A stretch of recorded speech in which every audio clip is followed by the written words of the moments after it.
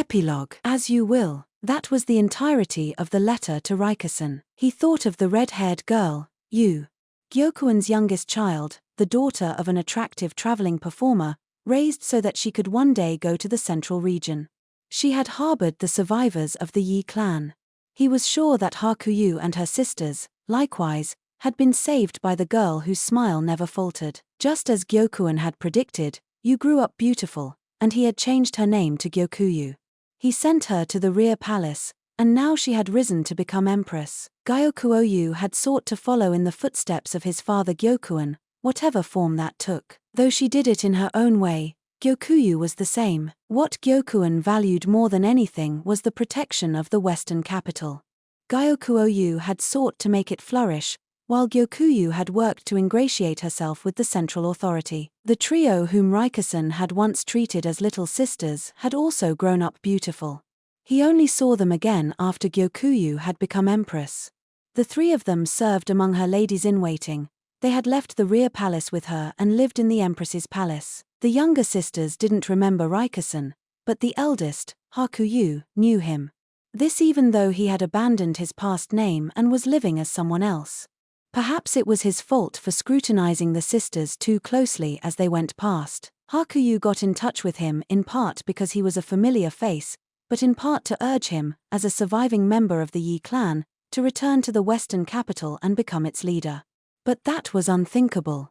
Rikusen was the son of a rebel. He was not supposed to exist. He thought that perhaps Hakuyu was seeking to return the Yi to their former power, but in the decade and more since they had parted ways, she had grown into a loyal lady-in-waiting of Gyokuin's daughter Gyokuyu. Why, then, did she seek to have Rikusen rule the western capital? He was soon presented with the opportunity to find out. On last year's visit to the city, Rikusen had taken part in Laken's place. He was haunted by the possibility that someone would recognize him, or figure out who he truly was, and he cringed every moment of the journey. To his amazement, however, he was treated just like all the other guests, and nothing more. No one knew he was a son of the clan that had once held the western capital in the palm of its hand. Most notably, Gyokuoyu appeared to pay Rikusen no particular mind at all. The western capital was flourishing. Much more, he thought, than it likely ever had under the Yi. Never mind the tragedy of the past, the inhabitants of this city were business people through and through. In light of the wealth the city now enjoyed, what had happened could almost be dismissed as a necessary evil. Rikusen, though, was alert to the shadows that flourishing cast. During his brief stay in the western capital, Gyokuin summoned him. "What do you think of the western capital?" he had asked. Gyokuin had seen it, the twistedness that afflicted Gyokuoyu. What might begin as a small distortion, if left unaddressed for decades, could ultimately warp beyond repair. Moreover, it was now decided that Gyokuin would go to the central region. No doubt he was contemplating what Gyokuoyu would do without him to act as a check. Rikusen had known that Gyokuoyu was not worthy of trust. It was Rikusen whom Gyokuin chose to act as his check in the western capital. "Why don't you do something about him yourself?" Rikusen had demanded, adopting a vehement tone that he hadn't used in more than 10 years. Even though he had sworn to himself that he wouldn't speak that way again after he became Rikusen. So it was that he came back to the western capital, Gyokuin having chosen him personally. He was to be Gyokuoyu's watchman and, should anything happen, his executioner. Rikusen suspected Gyokuyu knew about Gyokuin's decision. She sent letters to him via Hakuyu, always using pigeons. How Rikusen had sweated while the imperial younger brother tried to find out how the bandits were communicating. The pigeons were a special means of communication, not something to be shared with the imperial family. As you will. He couldn't act in accordance with the content of Empress Gyokuyu's letter. He had worried. All this time, he had worried about it. If only the man Gyokuoyu had acknowledged his own responsibility, sometime, somehow. Could I have been more unlucky if he could have been only Gyokuoyu's watchman? Why did that bastard have to be so warped? Why had no one tried to repair him? Why had they made Rikusen do it? No. That's not true at all. Rikusen had wished for this, longed for it, to take revenge at last for his mother and sister. And his wish had been granted. "Now I no longer feel like doing anything at all," he said at length. He tried to pass off the responsibility to someone else, tried to nominate someone other than himself to lead the Western capital now that Gyokuoyu was gone.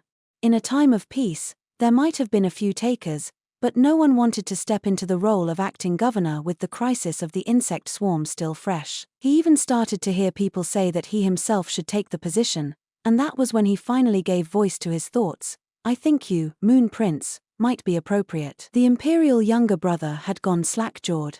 Raikkonen genuinely felt bad. But he did have an insolent little thought, that at least then he would have company in the misery of being overworked. What shall I do? Raikkonen was well and truly burned out. He could summon no desire to do anything, and even tried to push the things he didn't want to do onto other people. In fact, he was ducking work at that very moment, reclining in the branches of a tree. The purpose for which he had lived for more than 10 years was gone, leaving a yawning emptiness in its place. It would not have been surprising had he simply died. What Raikkonen had done was unforgivable, but at the same time, they had lost their chance to punish him. It was cruel, and mean, and dirty. Raikkonen found his own existence repulsive and hideous. Sunlight peeked among the leaves, and small birds fluttered through the air. Birds. When he saw them gliding effortlessly through the sky, it brought back memories of a time when he had believed that he would become the wind. When the day came for his coming-of-age ceremony, he would put on the embroidered outfit. Then he might become a merchant, or a sailor, or journey somewhere far away. Back then, so many and such grand dreams had been there for him to dream. Far away. That might be good, he thought, as he climbed down from the tree. Go somewhere there was no one else, live a wandering life, and finally fall dead in the fields somewhere. Suddenly, he thought he heard a voice. No, you can't. Raikkonen looked around, but there was no one there. Just the wind blowing and the birds flying. Aren't you going to do something for the Western capital? He was just hearing things. The wind and the birdsong had somehow sounded to him like a young woman's voice. Nonetheless, he said as if in answer, must I labor on, elder sister? The wind gusted, a great cry. Ha ha ha. Now you're just being mean. Raikkonen laughed and lay down on the ground.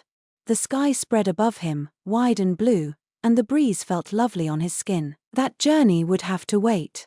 He could go after the life had returned to the Western capital, after people once again greeted each other with a smile as they passed by, all to give his mother and sister what they had wished for. For them, he could toil for a little longer.